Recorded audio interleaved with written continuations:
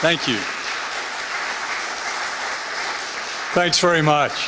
Great to be back here. I feel like I'm back with family. Dorothy was at the hearing in Olympia when Linda had invited me to join in testifying at a hearing, and you had some great state legislators. Eric Olmig was the sponsor. I know there were others who were supporting at the time a resolution for the impeachment of George Bush, and I believe Dick Cheney was included.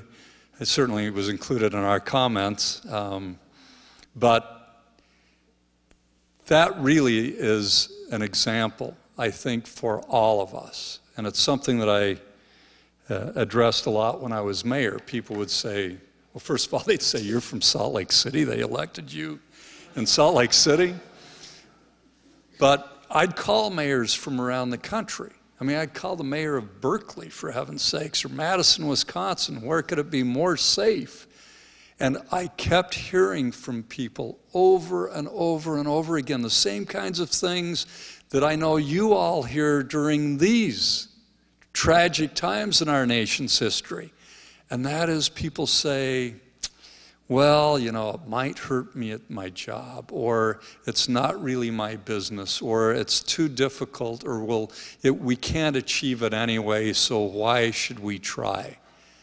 And it's gotten to the point where people start pigeonholing themselves and their lives in these tiny little spots. And they say, I'm not going to go outside of that. So all of a sudden, nobody's standing up.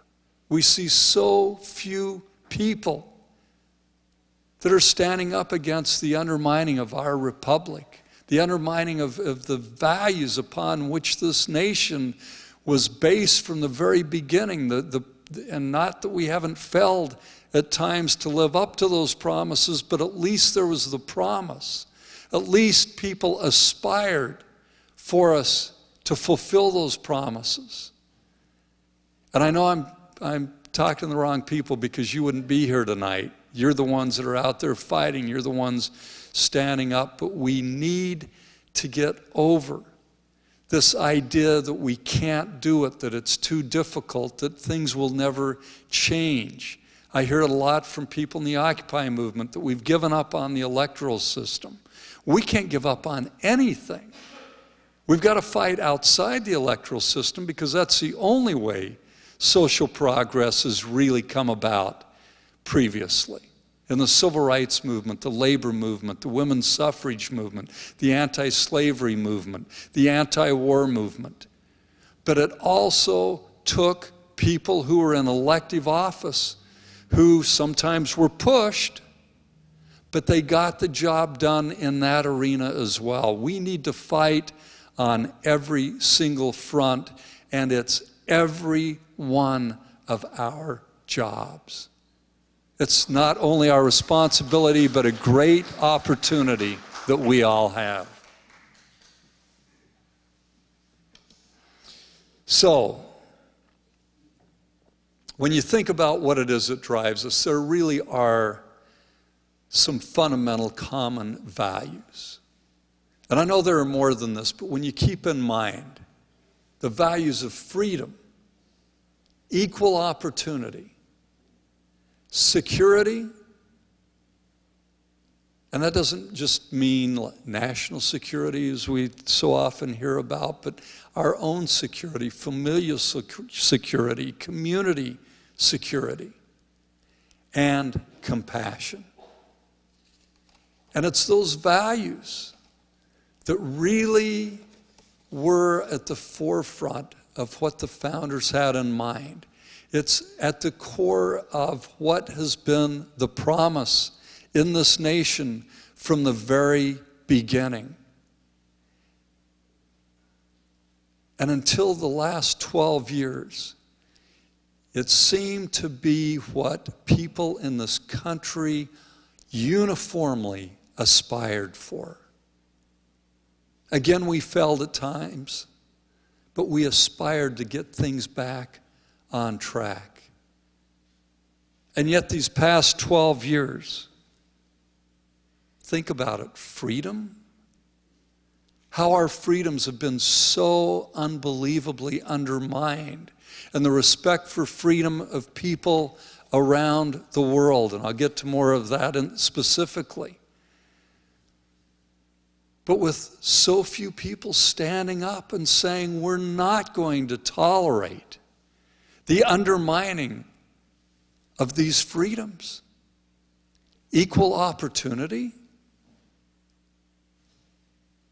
The notion of equality, it was there in the Declaration of Independence, it was there in the Constitution, is there in the Constitution.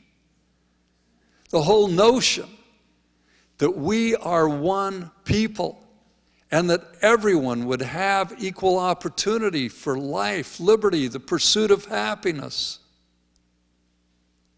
And yet, that promise has been stripped away in such fundamental respects under both the Bush and the Obama administrations.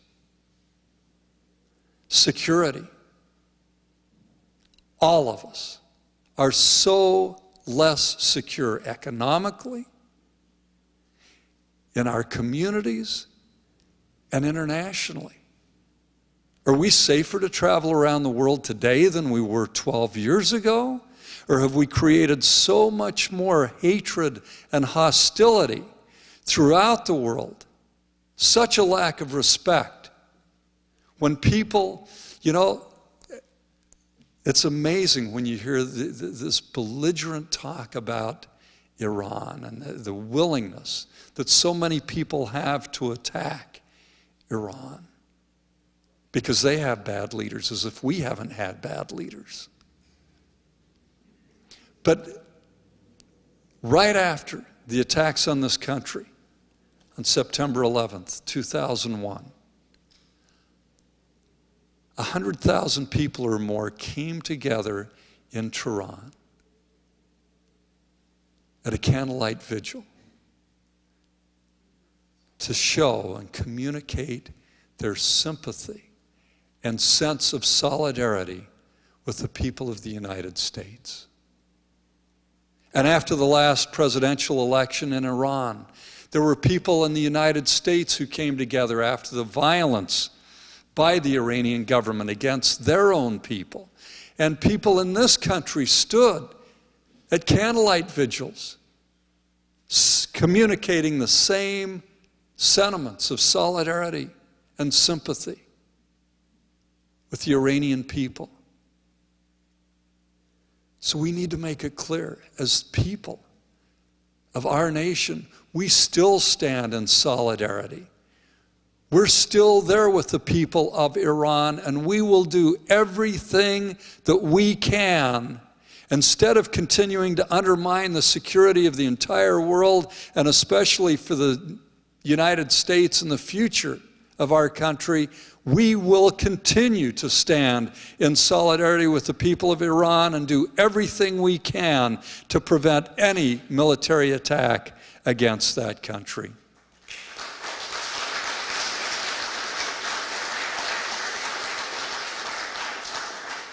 And then the fourth value of which I spoke, that is compassion. Compassion seems to be a value that's been completely ignored, not only by the neoconservatives that only seek economic and military domination around the world, regardless of the tragedy that befalls not only people in other countries, but many who are called to serve in the name of our nation. But compassion seems to be so lacking in our nation's dialogue and our public policies. Everything from having the highest incarceration rate by far in the entire world, talking about taking away the safety net for so many people, violating the promise that our nation has made for decades under programs like Social Security and Medicare and Medicaid. And then, of course, turning a blind eye to the 50 million people who currently have no essential health care coverage. And even under the Obama plan, there would be 23 million people without basic health care coverage. We've become a nation where we have more new baby deaths than any other developed nation except for Latvia. And the same thing holds true, basically true for maternal mortality, women dying in childbirth, falling far behind almost the entire rest of the industrialized world. And it's because of one thing: lack of health care coverage for millions and millions of people in this country. And then, this doesn't happen anywhere else in the industrialized world. Nobody takes out bankruptcy because of high medical bills in any other nation in the developed world. 700,000 bankruptcies in the United States every year because of high medical bills. And that's not just people who don't have health care coverage, it's people who don't have sufficient health care coverage. Where is the compassion? That value that has been an underlying value to so much that our nation has endeavored to do from the very beginning. I mean, consider the first sentence of the United States Constitution: we, the people of the United States, in order to form a more perfect union, establish justice, ensure domestic tranquility, that is peace, provide for the common defense, promote the general welfare, and secure the blessings of liberty to ourselves and our posterity. Do ordain and establish this Constitution for the United States of America. Those were the promises upon which this nation was founded. Those are the promises to which we have aspired until, it seems, the last dozen years.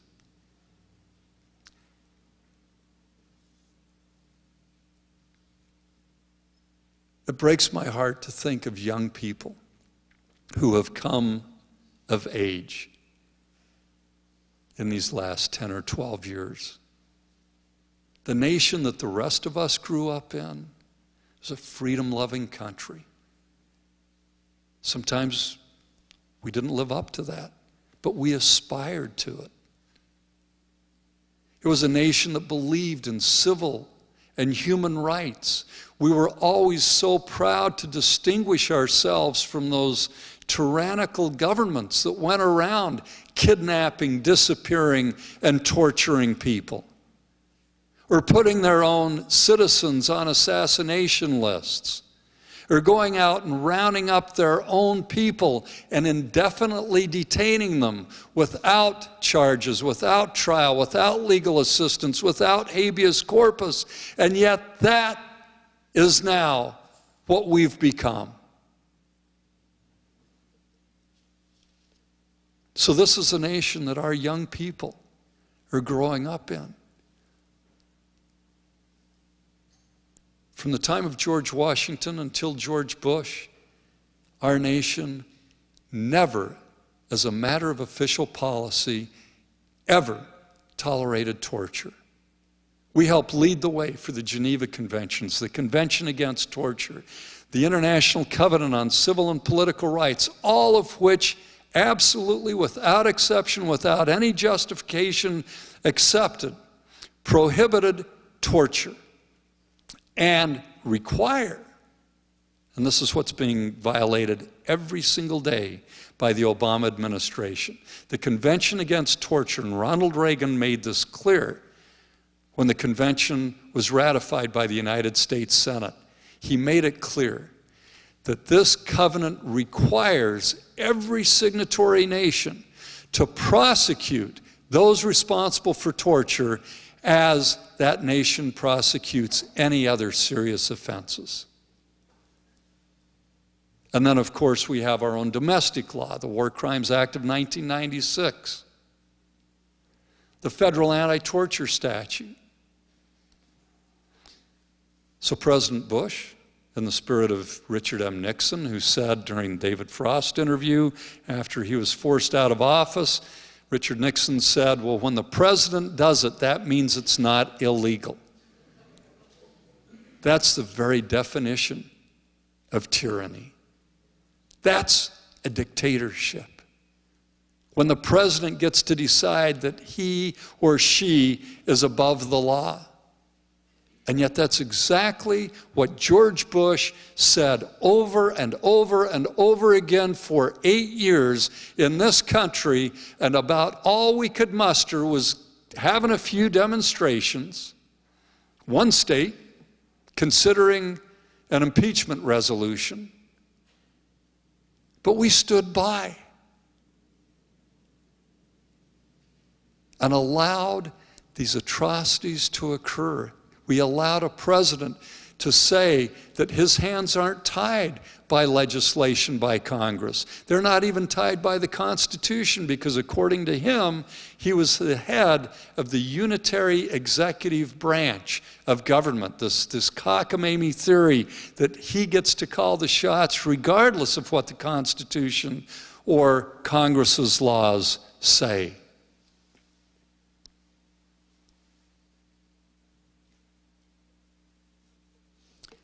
So what brings us to this point tonight? Well, let me tell you, Linda asked me to explain what it is that brought me to this point. When I was a young man, I didn't know quite what I was going to do. I hitchhiked to San Francisco, and there was an Amnesty International event held for the widow of Victor Jara. He was a folk singer who was rounded up after the coup in Chile, which the United States helped organize, and is rounded up, tortured, and killed. And I saw at that point, people can come together. We can bring about change if we stand up against these kinds of abuses, make certain that once they've happened, we can stand up against them and make certain they don't happen again. But it takes a sustained effort to do that. So I decided to go to law school. I believed in the rule of law. I believed in our Constitution and the values underlying it. Got out of law school. And I can tell you it was one of the most uplifting, amazing experiences when I would represent people who on the outside had little or no power, the disenfranchised, the forgotten, incarcerated people who suffered abuse while they were incarcerated, whose serious medical problems, life-threatening medical problems were ignored. Or a young gay man who was abused by police officers, and the police officers show up in court with their three-piece suits on. And it was the most amazing thing, this enormous imbalance of power on the outside, and you walk into a courtroom under Lady Justice, and you see that those scales really are balanced, because now they're both on an equal footing before the law. And these folks have to be held to account to somebody who on the outside had no power, but now has all the power imaginable to call them to account. At least when you had a judge who understood his or her role in the courtroom.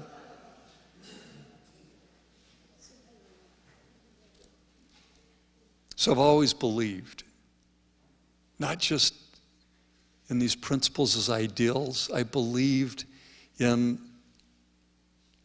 what they bring to our lives, the protections.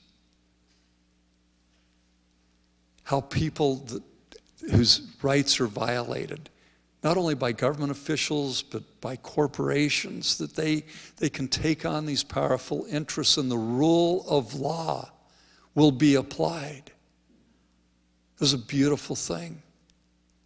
I'll never forget these 3 police officers in their 3-piece suits and my young gay client who was abused at their hands. In federal court, the judge calling them to account and then ripping into them for their abuses of power. Believe me, they left that courtroom with a very different view of what their role was in our society. And my client, for the first time in his life, felt that he had power, that he could call upon those who violated his rights to account. President Obama came into office as the President of the United States. And he was asked, what about those people in the Bush administration and who worked in concert with people in the Bush administration, who committed countless felonies, federal felonies, in engaging in a blatantly illegal campaign of warrantless electronic surveillance of American citizens' communications? What about members of that prior administration and those who worked in concert with them, who kidnapped, disappeared, and tortured people, or who sent them off elsewhere to be tortured? And his response was not, the rule of law controls in this country those who have violated it, regardless of their station, regardless of their wealth, their power, they will be held to account. He said, for his own political purposes, for his own political agenda, let's just forget about it. Let's just move forward and not look backwards. Go out and steal a loaf of bread and try that defense on your judge and jury. What a message from the President of the United States.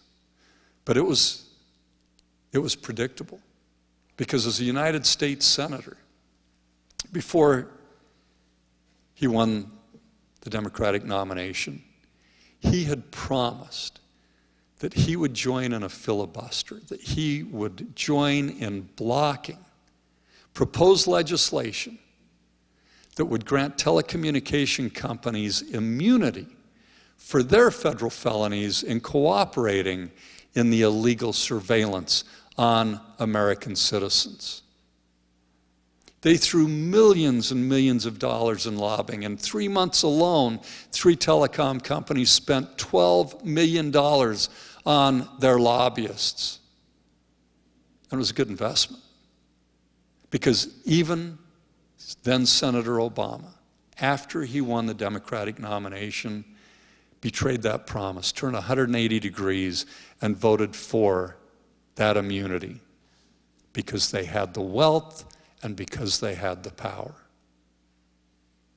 That's what controls in this country. It's called a plutocracy, government by the wealthy.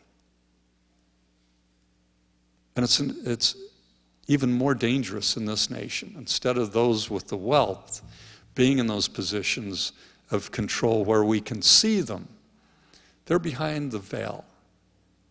We have the pretense of a democracy.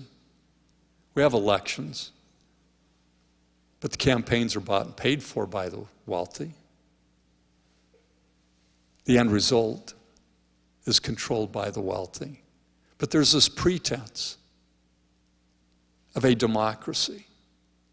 And then when these people are elected, who calls the shots? We know. All you have to do is follow the money. Why do we have such a perverse healthcare system that benefits only the for-profit insurance companies. It's because of the corrupting influence of money from the insurance and the pharmaceutical industries. We all know it. Republicans, Democrats, Greens, Independents, Libertarians, Justice Party members, we all know that's how it works. We know that that's how it works with the military budget, with the arms manufacturers. We know that's how it works with the for-profit colleges, most of which are owned, by the way, by the likes of Goldman Sachs. Do you ever wonder, now, how is it that student tuition loans are non-dischargeable in bankruptcy? How did that one ever get through the United States Congress? And then, President Obama said during his campaign 4 years ago, he said, you can't expect to get a different result if you have the same people in these positions of power. So what does he do? After the economic meltdown in 2008, he brings the same people in as his top economic advisors and officials as fought for the deregulation, who brought about the crisis in the first place. And crisis is not too strong a word. We're still reeling from that economic meltdown, and people around the world are still reeling from the consequences of deregulation and massive fraud. President Obama received more money in the last campaign than any candidate in the history of this country. Again, they're getting a great return on their investment. Not one major player on Wall Street responsible for the massive fraud that helped lead to that economic meltdown has been held criminally accountable.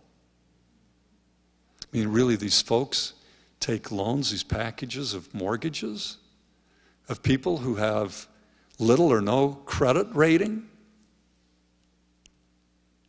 with no real collateral, or collateral that's way under what's represented, and they package them together, and then they chop them up, and they put them into these security instruments called derivatives, and they get the rating companies to rate them as AAA securities, that is, little or no risk securities, and then they're sold to pension plans. They're sold to insurance companies. And then when it all falls apart, and after companies like AIG has sold insurance, promising to cover any of the losses, but without having any reserves to pay for those promises, they are all bailed out by the United States government because they're too big to fail. And to this day, and certainly there were arguments that, yeah, if they hadn't been bailed out, I mean, it would have been nice if they put conditions on the bailout money so that they would be extending credit to the American people and helping our economy, but Congress apparently didn't have time for that. But what's really astounding is, to this day, there are still these too big to fail banks. They have to be broken up, or each and every day we're facing the same risk of economic disaster we experienced in 2008.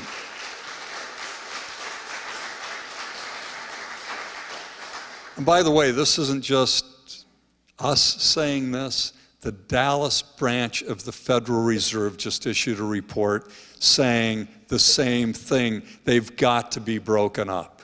And what is it about this administration that they don't understand when they're putting the American people and millions of people around the world still at such tremendous risk of economic disaster when this happens again?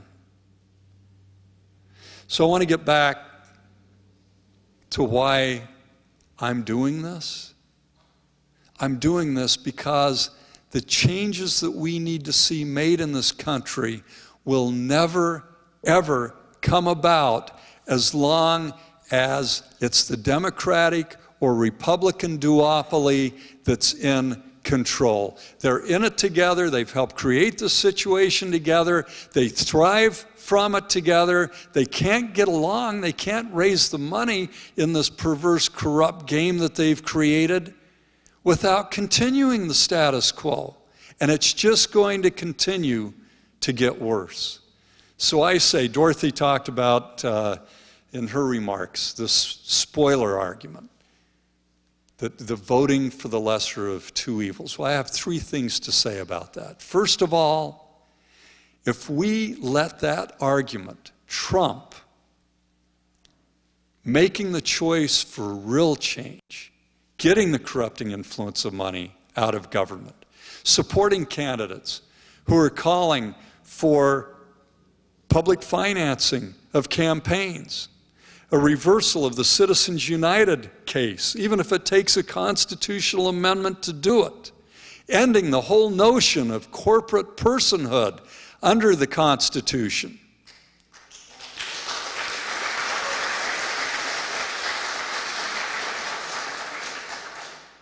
If we let that argument about we don't want the greater of two evils to prevail over the lesser of two evils, so therefore we're not going to vote for somebody else, we're not going to choose a third way, then we are guaranteeing a continuation of the status quo.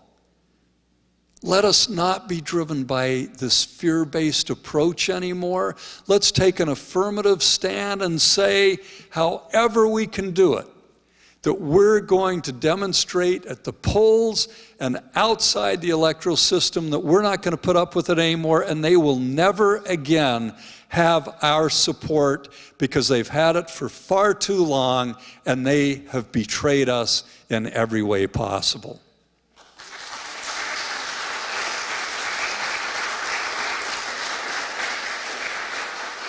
The second response to the spoiler argument is that President Obama isn't perhaps the lesser of two evils. He's most certainly the more effective of two evils. Think about it. The Democratic Party would not have just lined up along with the Republicans and allowed a Republican president to target U.S. citizens for assassination. Wouldn't have happened. They're too great a political opportunists, if nothing else. There would have been an opposition party. As things stand now, when we see these gross violations of human and civil rights, there is no major political force standing up against them. He's able to neutralize them because he's one of them. George Bush never would have gotten away with signing off on legislation, the NDAA, allowing the indefinite detention. And think about what indefinite detention means. It's not that police officers come by and politically arrest you and explain to your family where you're going and let you have your one phone call to your lawyer and take you in for charges to be filed in the trial. This allows, in the middle of the night, you to be awakened by agents of the federal government, whisked away to a military prison, incommunicado. Your family may never know whatever happened to you, and you're held, no lawyer, no legal assistance whatsoever, no right of habeas corpus, meaning there's no tribunal before whom you can go to argue that you're being held illegally, no charges and no trial. Couldn't have happened had it not been a Democratic president. It never would have happened under George Bush because there would have been major opposition, and yet it's been neutralized. We can't allow this to go on any longer in the United States of America. And that comes to my third point.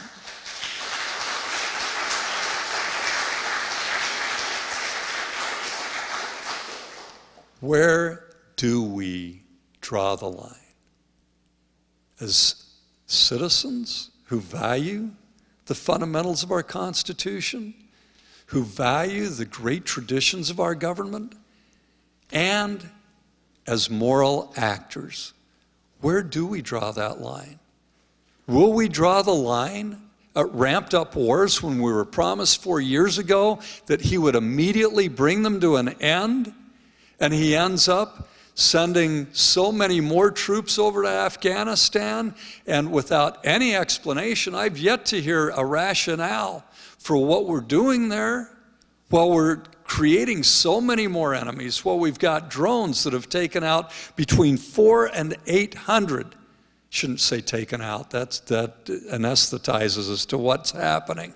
Brutally killing between 400 and 800 innocent civilians, 175 of whom are children.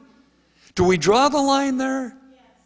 Do we draw the line at indefinite detention? Do we draw the line at U.S. citizens being targeted for assassination? And by the way, Anwar al-Awlaki, who was a U.S. citizen from New Mexico, killed by an unmanned drone. Within 2 weeks, his 16-year-old son, also a U.S. citizen, killed by an unmanned drone. Hardly made any of the mainstream media in this country. Talk to your friends, other than your socially and politically aware friends that you probably hang out with. That's why you're here tonight, rather than them, I guess. But ask people on the street, do they know that this is happening for the first time in our nation's history as a matter of official policy? We have to be able to draw the line somewhere. Think about it. Would anybody that considers himself a good, loyal citizen, a moral being, would they have said 5 years ago that they would ever support for President of the United States someone who has done what this president has done, who would set up a military unit, NORCOM, to be over North America, including to provide policing of American citizens for the first time since the Posse Comitatus Act in the late 1800s, who would declare a state of emergency? Did you know that we're living under a state of emergency, by the way? With a military unit over North America, with the power of the president to indefinitely detain, with the power of the president to target U.S. citizens for assassination. And now, by executive order, just a few weeks ago, the president has claimed the power to control, to take over all United States commerce in any factories, in any area of our commerce. Notwithstanding the still seizure case under Truman, when Truman tried to take over the still factories, the United States Supreme Court said, no, you can't do that. But this president assumes the power just as George Bush would have assumed the power. That spells authoritarianism. We are in the midst of a rapid track toward authoritarianism. An imperial presidency that has been ramped up unbelievably under this president. We have to draw the line. Even if it doesn't mean that your candidate is going to win this election, you're sending your own signal that you're not going to put up with this anymore, that we're not going to stand for it, that we will always fight and stand for the United States as we know it, and the Constitution as we've known it from the very founding of this country. Let us not allow the transformation of our nation into what it has been becoming. Let us tell our young people, you're going to see the same country that we grew up in, and one in which, yes, mistakes will be made, but where we will always aspire to those higher values. Now you think about the church committee. And there was also a House committee, and President Ford even appointed the Rockefeller Commission when there was information about abuses by our intelligence community, especially the FBI and the CIA. Well, it was an amazing period of time in our democracy. Yeah, they found out about abuses, but they undertook to discover what they were, get the details, and then disclose them to the people of this country so that we could do what we could to make certain that they didn't happen again. That's the only way we know that the CIA tried to hire the mob to assassinate Castro. It's the only way we know that the FBI tried to blackmail Martin Luther King Jr. into committing suicide because they went out and engaged in illegal surveillance of his personal life and then sent him tapes warning him that there was only one way out for him. And there was a lot more.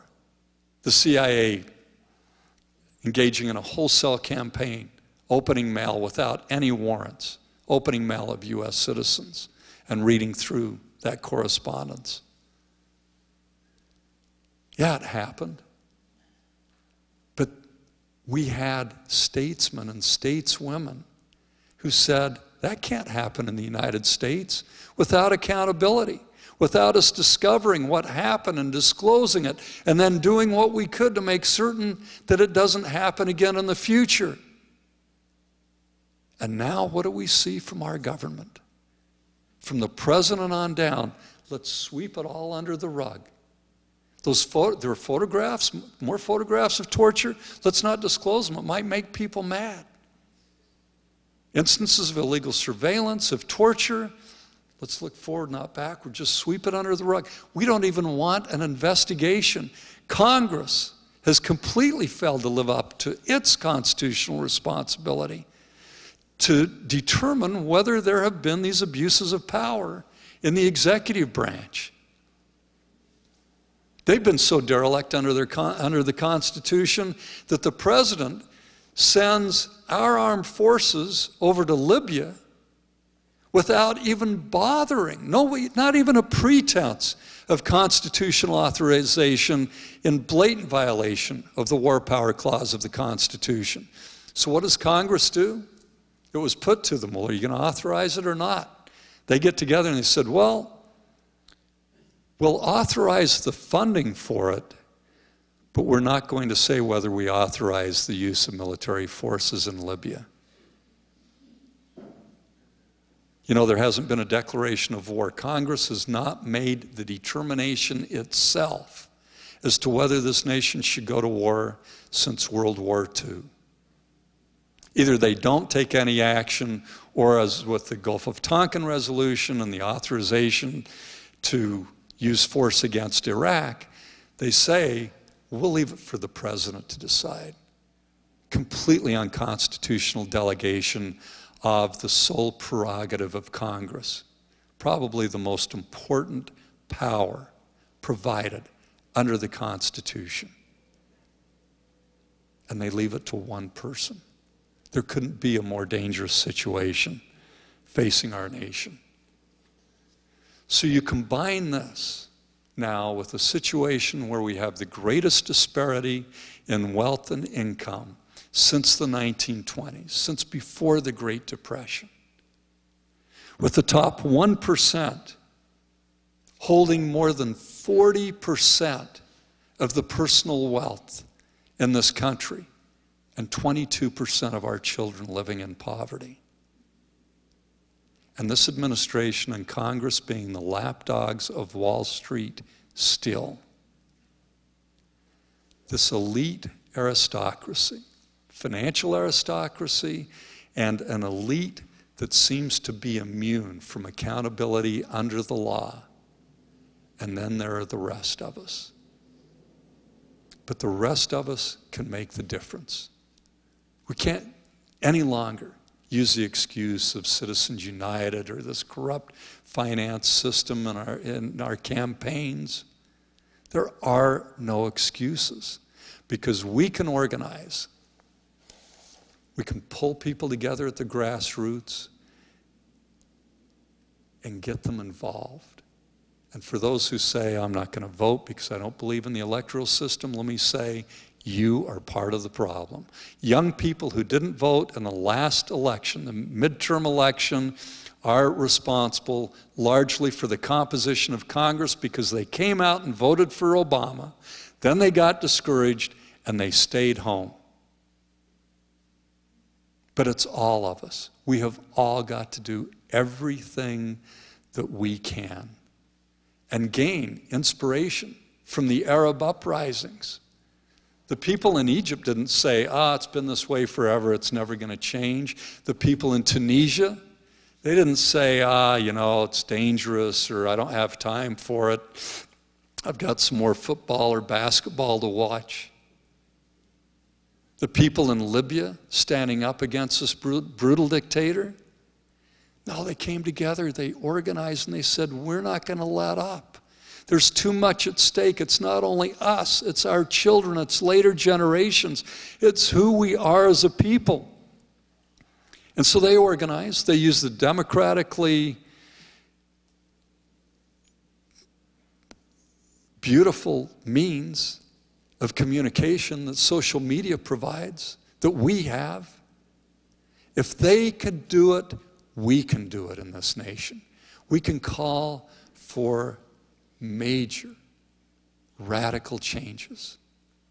The kinds of changes that our founders were seeking for our nation. The kinds of liberties that so many have fought and died for, given so much to leave for later generations. So now it's our job. People have been fighting for these values from the beginning of our nation up until the last 12 years. Now it's up to us. Ben Franklin, this might be an apocryphal story, but it makes a very good point. He was leaving the Constitutional Convention. A woman came up to him and she said, well, doctor, what do we have? A monarchy or a republic? He said, well, ma'am, a republic, if you can keep it. Keeping and maintaining our republic is the job of every generation. We have a tremendous challenge facing us, but if we fail in our responsibility and our opportunity, then it's very unlikely that later generations are going to enjoy the same kinds of liberties and promises. The freedom, the equal opportunity, the security, and the sense of compassion that have been the values driving this nation from the very outset. So let's rise to that occasion. Let's embrace that opportunity. Let's live up to our responsibilities and do everything we can to organize everybody together across the political spectrum and turn this nation around. Thank you very much.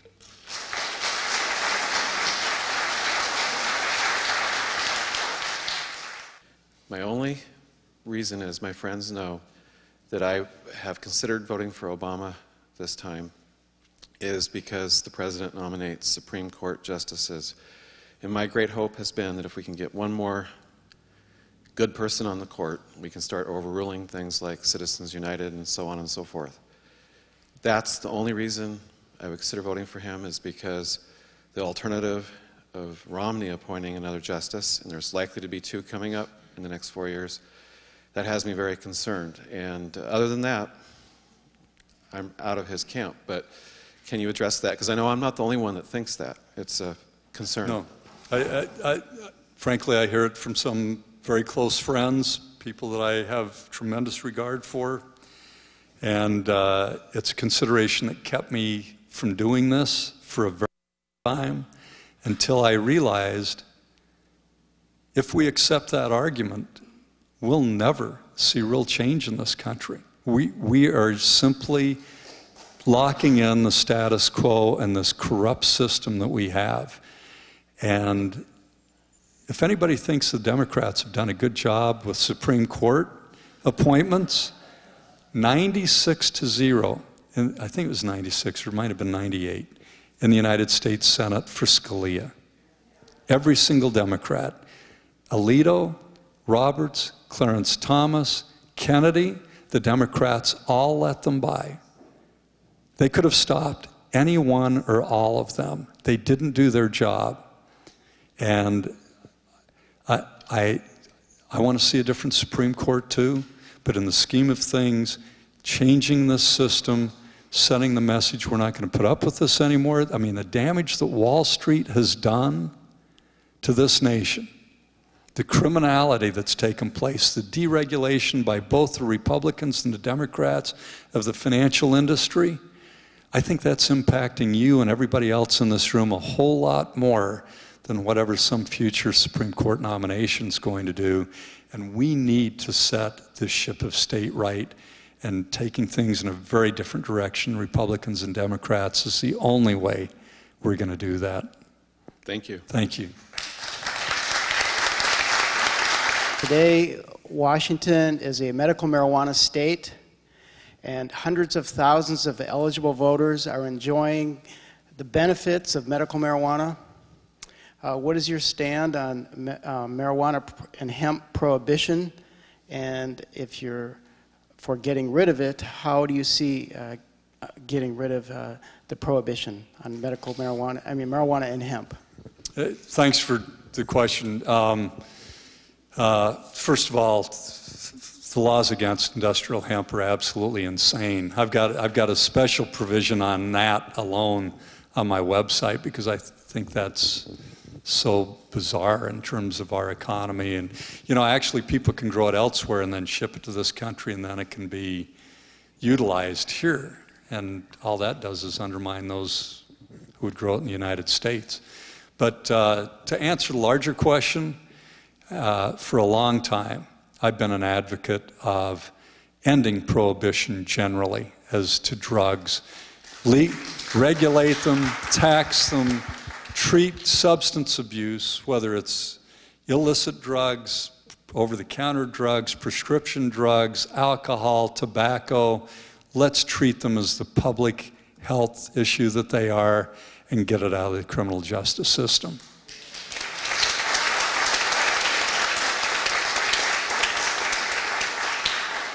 By the way, there was a really great, I think it was a cover story actually in Rolling Stone 3 or 4 months ago. President Obama's Attorney General had said about medical marijuana that they weren't interested in spending any resources in enforcing federal laws as to medical marijuana if they conflicted with state laws. They were basically saying, we're going to decide not to prosecute these cases if states have decided that medical marijuana is okay. And then, once again, they turned 180 degrees. They put a former Bush person in charge, and now that these people were set up by those promises and they've invested all this money, now they're being busted left and right by the Obama administration. Just another betrayed promise, and it makes absolutely no sense. And I think it's tragic on a lot of fronts: misprioritization of resources, betrayal of promises, but also the beneficial effects that have been found from medical marijuana. People in a lot of pain, where that sometimes is the only thing that grants them the relief. Talked to somebody the other day, it's the only way she said she's been able to find to get past her migraine headaches. Cancer patients, why would we do this as a nation? It makes absolutely no sense. If we put a fraction of the money into good, and by the way, I killed the DARE program right after I became mayor of Salt Lake City. And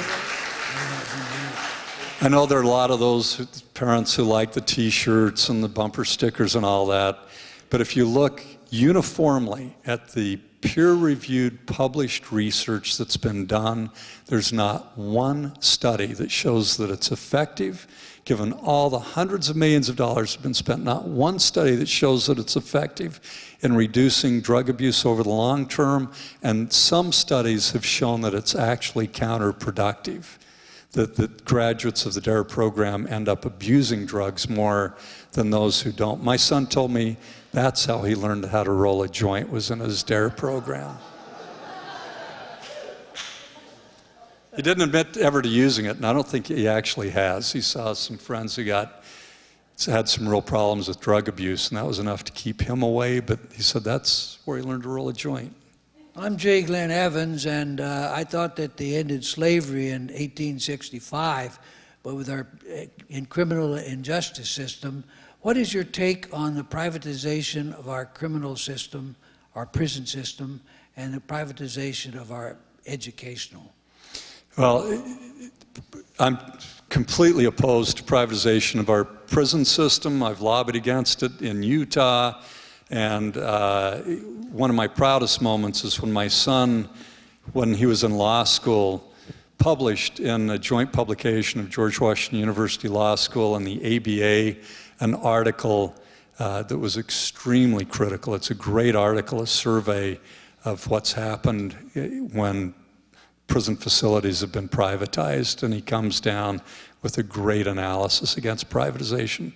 Those are the times that you're really proud as a parent. I knew that he was listening all those years. Our prison industrial complex in this country is an obscenity. These companies, by the way, as hard to believe as this is, they actually spend money lobbying for sentence enhancements so that they have a larger market, so that they keep more people in the prisons so that they can make more money. As to privatization of education, I'll address the for-profit colleges, the student debt that's entailed. I wasn't aware until probably a year or so ago as to who owns these private colleges. 47, you heard about Olympia Snow stepping down? Look into it. It wasn't because it's too hostile in Congress. It's always been hostile in Congress.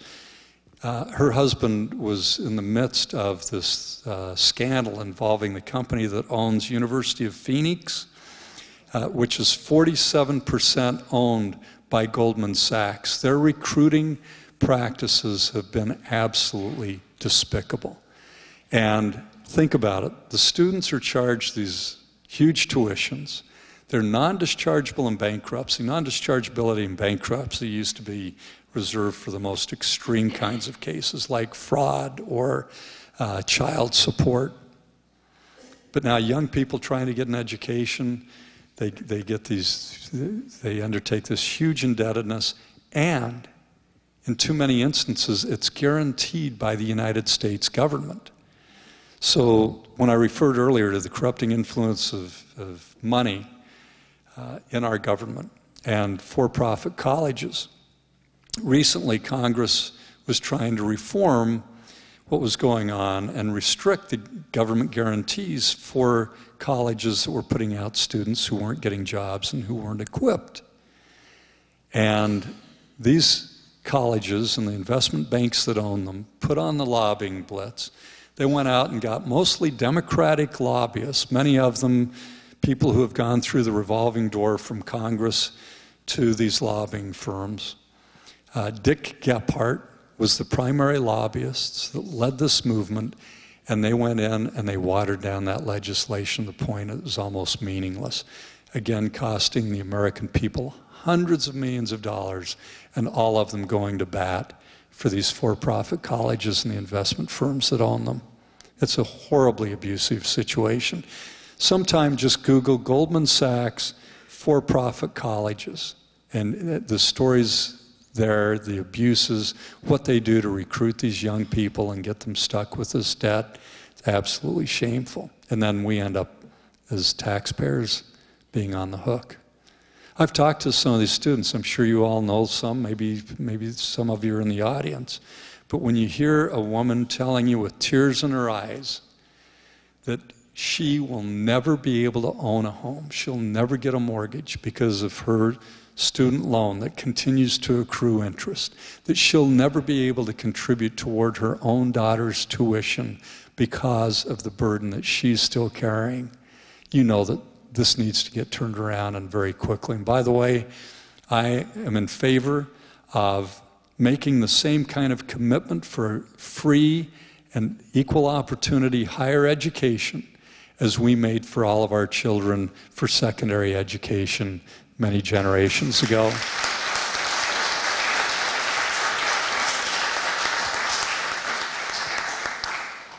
Thank you for coming to Seattle. I have been one of those people, because I'm of an age that I will not settle for the lesser of two evils, and I haven't been settling. So I'm glad to have an option come this next election. It may not be of any importance to you. I just wondered how you would pursue getting on the election debates on TV. There are two fundamentally anti-democratic elements of the system, besides all the money and the obvious. First of all, I don't think anybody knows it. I didn't know how bad it was until I got involved. Getting on the ballot in the first place. You know, in the Helsinki Accords, we got together with all these Eastern European countries and we said, here's what you need for democracy. One of the things was you need to allow people to form their own political parties and compete against each other on an equal basis. And yet in this country, this duopoly, the Republican and Democratic parties, have made it virtually impossible in several vital states to do just that. But we're going to do everything we can to get on the Washington ballot here. Justice Party here is working on that. We'd love to get your help, by the way. The second point is to the debates. The League of Women Voters used to have independently run and managed debates. They'd invite third parties to participate. They decided the format. They decided where they'd be held, when, how many there would be. The Republican and Democrat, you need to read this book, No Debate is the name of it. I can't remember the author's name. The Republican Democratic parties got together. In fact, it was the chair of both national parties. They formed the Presidential Debate Commission. You see this seal that each of these debates, it looks like a government or quasi-government commission, some independent commission. It's the Republican and Democratic parties. Their candidates assign representatives to get together to negotiate. And they do. They figure out all the terms, they put it down in a written memorandum of understanding, they give it to the commission dutifully salutes, and they go off and they do whatever they're told to do by the Democratic and Republican parties, who of course don't want me on the stage. Do you think they want anybody who's going to say the kinds of things that I would have to say, or that Ralph Nader had to say, or that even Pat Buchanan had to say? Ross Perot the second time around. I'm sorry, I'll do this really quickly. Sometimes the anecdotes leave a greater impression. When Bill Clinton was running against Dole was scared to death of having Ross Perot on the stage. So he said, if you'll agree that we keep Perot off, you get to call all the rest of the shots. Clinton's folks said, great, because we're 17 points up in the polls, so we're only going to have 2 debates, 90-second responses, and we're scheduling them opposite the World Series playoff games. That's what they did. George Stephanopoulos admitted to Chris Wallace in an interview, we did it that way because we wanted it to be an absolutely non-event, because we were so far up in the polls, we didn't want anything to go wrong. What a disservice to the American people and to our democracy. My name is Baba Kofi Wiyusijana, and I wanted to ask some questions about strategy. Basically, how do you plan to be the leading candidate against, I'm not really specifically talking about the Democrats, Republicans, but the other third-party people. How do you plan to beat out Buddy Romer and someone's passing out flyers for Jill Stein today? I mean, what's your strategy going forward, not only in this election, but future elections? Buddy Romer and I are actually at UCLA at a forum a couple of weeks ago with a representative of Americans Elect, I don't know if any of you know about it. It's an online process that people have. They can vote their support for any candidate, and then any candidate that reaches a certain level of support. And there are two different tiers. Buddy Roemer only has to get 1,000 people supporting in each of 10 different states. I have to get 5,000 supporters in each of 10 different states, which isn't going to happen. But he's not getting his either, so they're going to end up, it looks like, without a candidate. So I don't think that we're going to do it through Americans Elect, although they're getting ballot access, it appears, in every state. That's what their promise has been.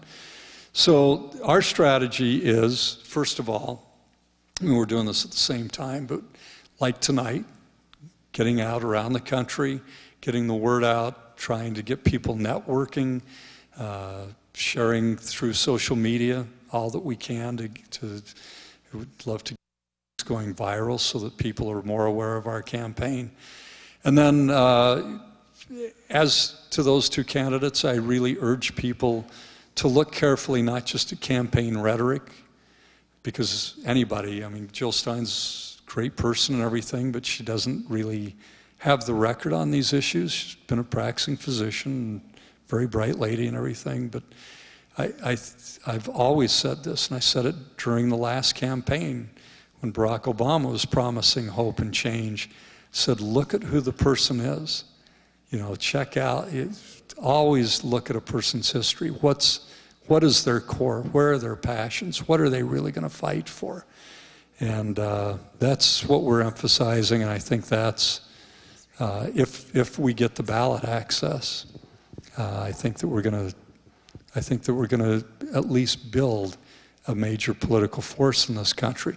We're also, as part of our strategy, I think the Green Party is perceived as being sort of a sliver on the left, and it's had a tough time over the 10 years of its history in this country.